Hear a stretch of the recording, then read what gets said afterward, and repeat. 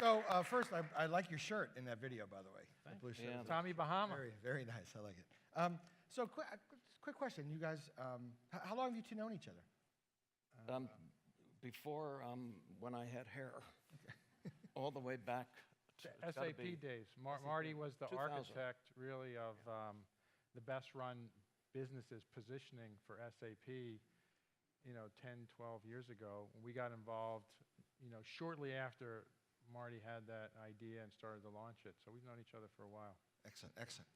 So one question I actually asked a few CMOs on what types of things to ask. Yeah. One question came up was this whole issue of, the pace, it's just, moving so quickly today. How do you continue from your role, et cetera, how do you continue to add value to the business when the pace has changed just going so quickly? You want to start? Well, one of the great things about being in the branding business today, and I think the folks in the audience will recognize it too, is more and more people within corporations are recognizing that brand is actually a lever that can accomplish business goals.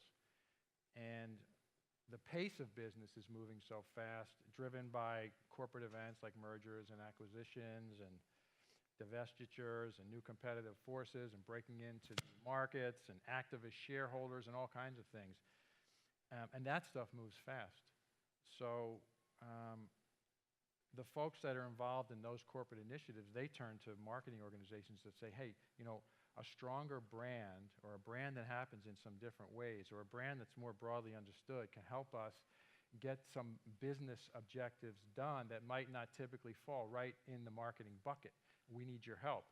Well, that stuff's moving so fast that the teams, it's sort of what you saw in this film, the teams that work on branding have to work in different ways now. That whole sort of sequential field the research, 8 months later, start to do the interviews, start to build a brand platform. It just can't keep up. So one of the things that we did, and it was Marty's brainchild really, was to adopt sort of a software development agile model and get teams working on parallel paths in a very iterative fashion, sort of fail fast, shop it, refine it. And that was the only way, really, Marty, that we could keep up with the things that were going on at HP, right? Yeah, and what we did is, I think the first question is, in terms of delivering value.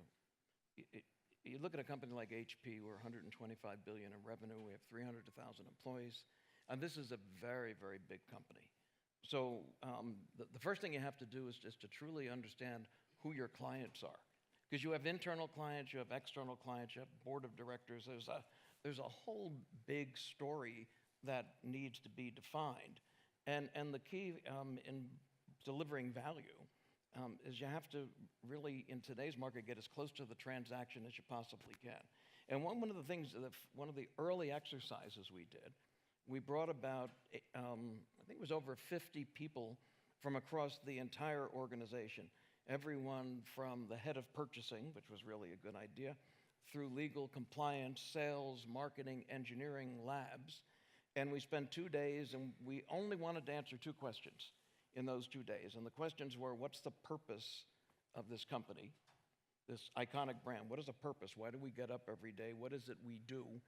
And then the next question was, what's our promise to our customers?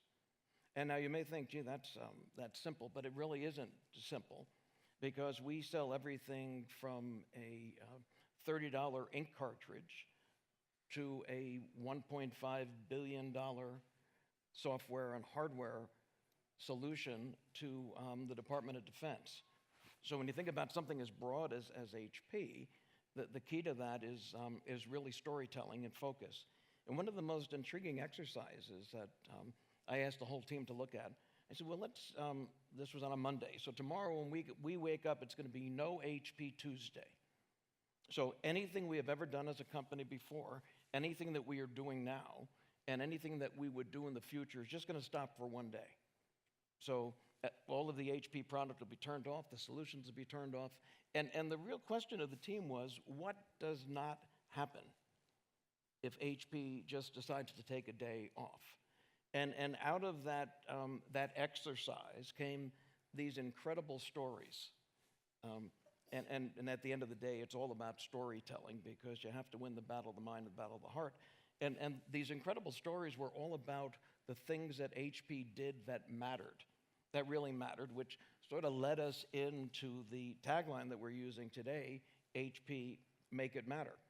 And the question about delivering value, well, you have to deliver value every day, every hour, every minute in the marketing organization. Everybody knows that, sitting in this room. But there's value that you can measure, there's value that you can manage, and there's value that you can feel. And one of the things that we learned quickly at HP is we couldn't just win the battle of the minds. Think about your internal clients. In some cases, you can bring all the data in the world. They're going to look at something, say, you know what, I just don't like it, doesn't feel good. So involving them, not revolving them right from the beginning in this transformation process was really critical. So what other new models, as you've worked together, let's say now even versus 3 or 4 years ago, what other new models have you put in place, or would you recommend to the CMOs in the audience to stay, to keep pace? I'll take it fast and I'll Yeah, go ahead, Marty. What we did is we created something called the HP Garage. And the HP Garage, in the simplest of terms, is we took all of the agency and third-party people that were working with us, from Howard and Siegel and Gale and branding to BBDO, to our event teams, and we created this one physical space where all of the marketing people and the agency people sat together. And when we began to work on an initiative, we didn't do it in a vacuum. We didn't say, okay, well, first we'll bring the people in, we'll talk about a TV commercial, then we'll talk about print, then we'll talk about digital, then we'll talk about social. We actually distilled it down to talking about what business problem can we solve? What story do we wish to tell? And what's the best way to tell it? And the powerful thing about this thing called the HP Garage is that it really bridged the silos across all the organizations. And we looked at things with one voice and with one very, very clear perspective. Yeah, I mean, it's collaboration, which is something we've all been talking about for a long time. But when you're undertaking something as large as this, which really, that video we shot, Marty, in our office like the first week we started this thing. Meg Whitman on the stage was about a year and 5 days later. And we went from those 1,000 stories to one story for the largest technology company in the world. So undertaking something on that scale really cannot happen in that time frame without collaboration. And that's what the Garage was all about, getting best-in-class practitioners, pulling people out of agencies, putting them together, and having us all work together in a really, really collaborative way. And that's what's required. That's the new model. I mean, I don't know that it's right for everything. In fact, it's probably not. But if you've got something that you're undertaking that is really large, that's integrated, that's going to take a lot of disciplines, where you want everybody telling one single story, creating one single experience, you have to look at some new models. Is that under the guise, I know you've done some really brilliant work around the idea of simplicity around brand. Is that really an example? It's right to the heart of it, sure. Yeah.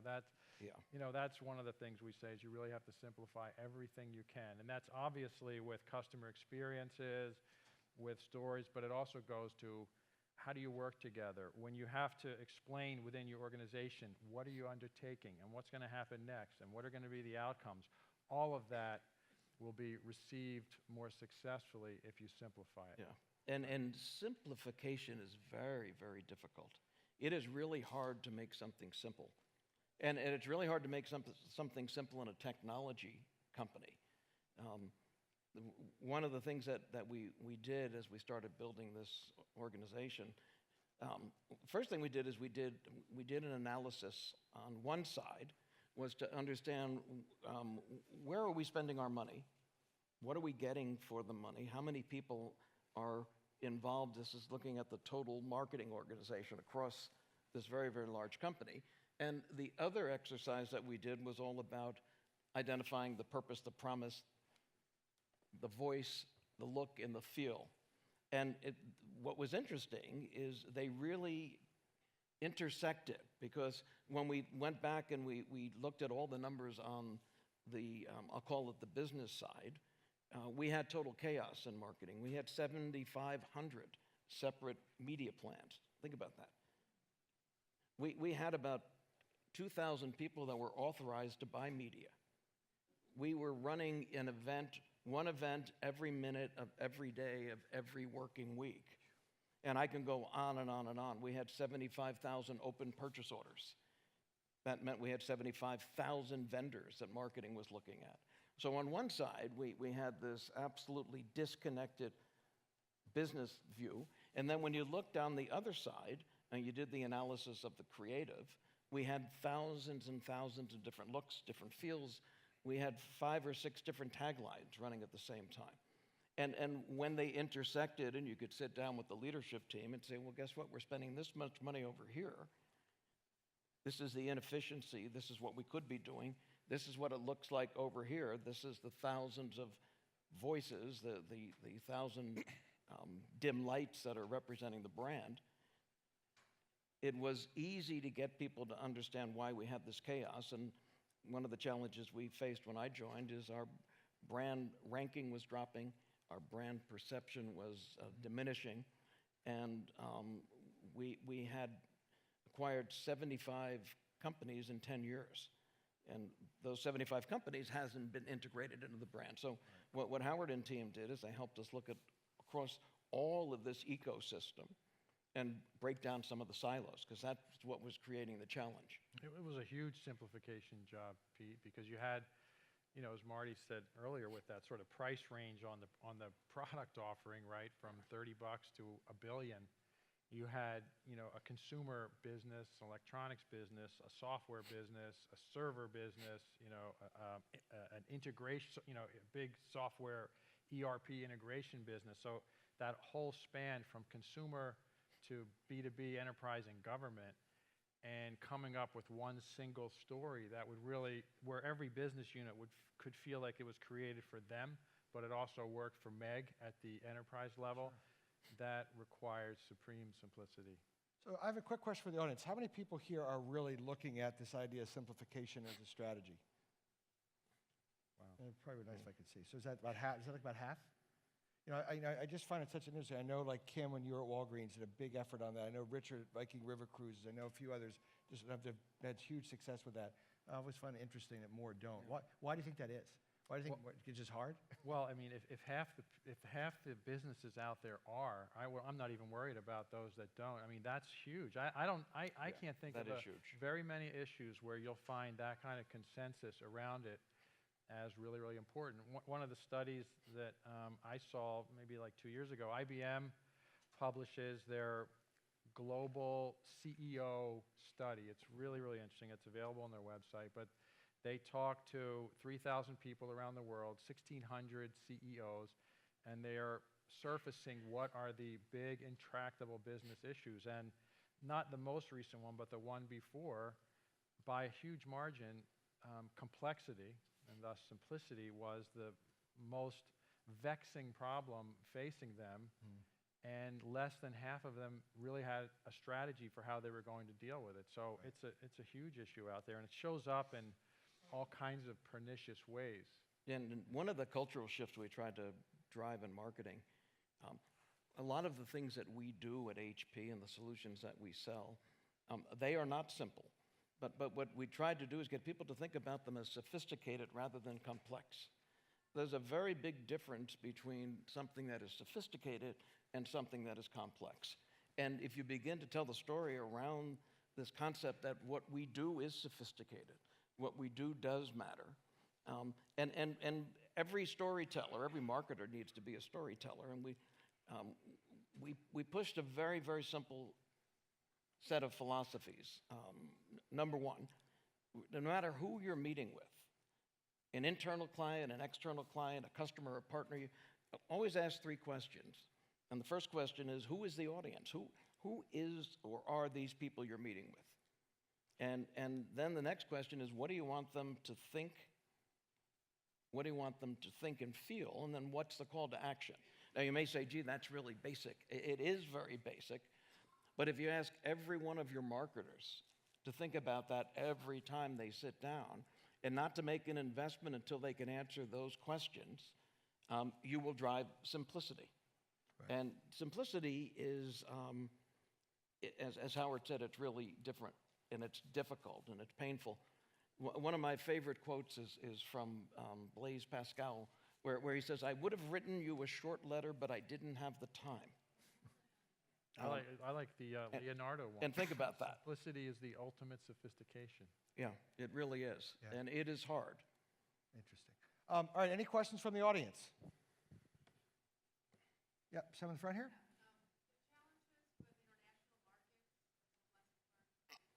Yeah, that challenge we faced at SAP and at HP, and the thing that we learned, and I've learned over the years, you cannot orchestrate and control and drive communication from a central hub, regardless of who you are, what you're doing.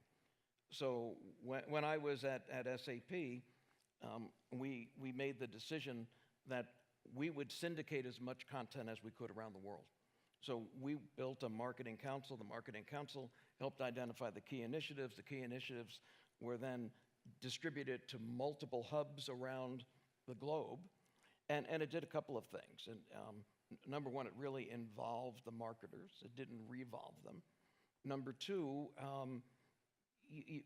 any company, when I got to HP, one of the challenges, everything was controlled from Palo Alto.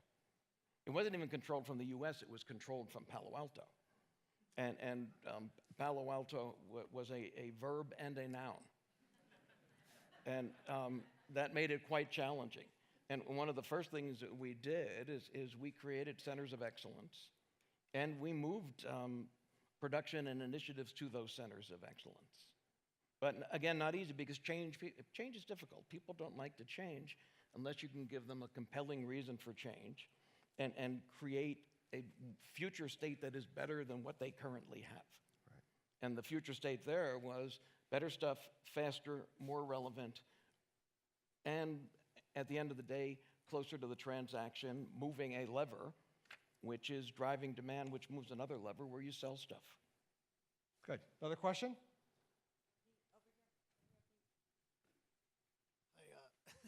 Howard's smiling because I promised I might ask a question, but actually I'm going to ask Marty a question. Embarking on such a substantial change in the way you work as a marketing organization is no small feat. I'm curious to dig into that a little bit. Was there one particular place, whether it was a function or a particular leader, that really resisted the idea of doing something different? And if so, how did you get over that? Don't name names, Marty. No, I won't. Or how'd you get rid of them? No. Yeah, no, well, that's already happened, but I won't name names. The challenge when we started this whole exercise,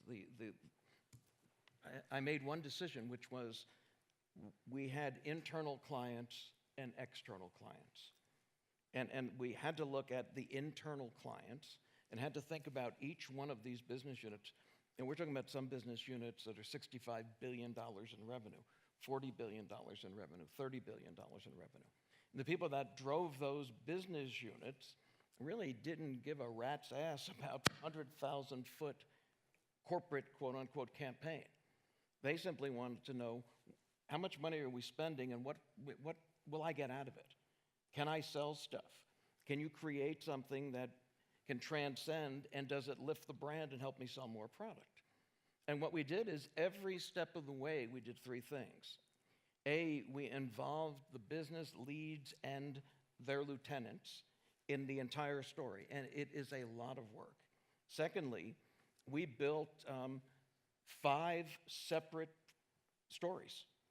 We had an overarching story about make it matter, and the it was then applied to each one of the business units. And when we sat down with the business head of the enterprise group, he saw his product, his challenges, his initiatives in that campaign. When we sat down with the head of the PC and printing group, they saw their products and solutions. And we literally took this make it matter, and we created a series of internal sub-brands. For print, it was make it real. For laptops, it was make it personal. They were really not so much sub-brands as storylines. They were storylines. It's really like a content strategy or a messaging strategy. So for the PC and consumer devices business, it was make it create, because that was kind of the center of gravity, what those devices were about. There was something different for storage. There was something different for software. So we really helped them Right. with content strategies, messaging So- strategies, storylines. So does the brand make the product or the product make the brand? Well, I'll tell you, if it's okay, I'm going to tell you an interesting Sony story. I was at Sony when Sony was Apple. It was from 1985 to 2000, when Sony had #1 market share on almost actually in every piece of consumer electronics that was created. And that's a whole other story, how Apple became Apple and Sony became where it is today. But one of the projects that I'm most proud of was the U.S. launch of PlayStation. And I was recruited and drafted by the president of Sony, Mr. Nobuyuki Ide, about 4 months prior to the launch of PlayStation. Make a long story short, they fired the executive team. There was no launch plan. It was an absolute mess. I was airlifted in from the consumer electronics company, and the first debate that I got into was that the entire leadership team of Sony Computer Entertainment America back in 1995, they had decided they were going to launch the PlayStation without the Sony logo. So it was going to be launched as PlayStation, the brand. And the reasoning behind that was the target was 16 to 25-year-old males. And the concern was that those 16 to 25-year-old males would look at anything made by Sony as your father's Trinitron TV. And by the way, all of that was absolutely correct, except for one major assumption that they missed, is that the 16 to 25-year-old males would not be making the purchase decision in that holiday season in the fall of 1995, because the product was $299 and the games were between $125 to $149. And actually the purchasing decision was going to be the parents of the 16 to the 25-year-old males who actually owned the Trinitrons. And this went on for almost 3 weeks, this debate, until I remember getting on an airplane, flying to Japan, and making the plea that you cannot bring this thing to market without a Sony logo.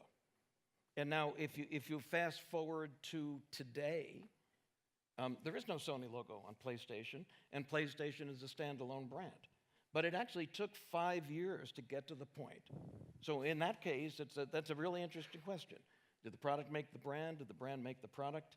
I think they are completely interwoven. As you launch products and you create a new marketplace, it gives you permission to expand and tell a story. As you expand and tell a story, it gives you permission to expand and tell another story. The mistake happens when you stretch too far and you are not authentic. The moment you move out of the truth zone with a product, Volkswagen's $80,000 Phaeton, 8-cylinder, it's an 8-cylinder Audi A8 with a Volkswagen logo on it that failed miserably, even though it was $10,000 less. There's this elasticity in a brand that gives you permission, and it gives you permission as the products begin to build and the brand begins to build. But the elasticity is the big question, and you know that with many of your brands. Yeah, I mean, for me, it's like product versus brand. Start with the customer first. And that's what they didn't do in terms of understanding with that customer. But in so many cases, it's sort of customer and experience. If the truth isn't there at that level, you're going to run into trouble. Got it. All right, so we have time for one more brilliant question from the audience.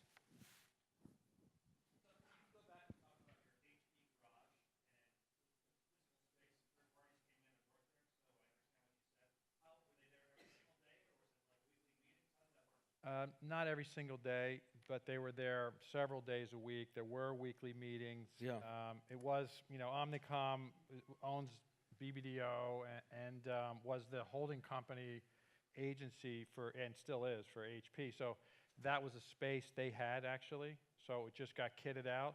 But it was an open garage. What was nice about it is that we had non-Omnicom agencies in as well as Omnicom agencies.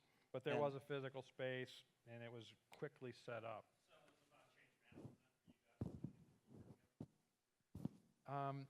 Yeah, that was, it was really, change management is a great label to put on any big comprehensive branding program, but it's really on the client side that it's all about change management.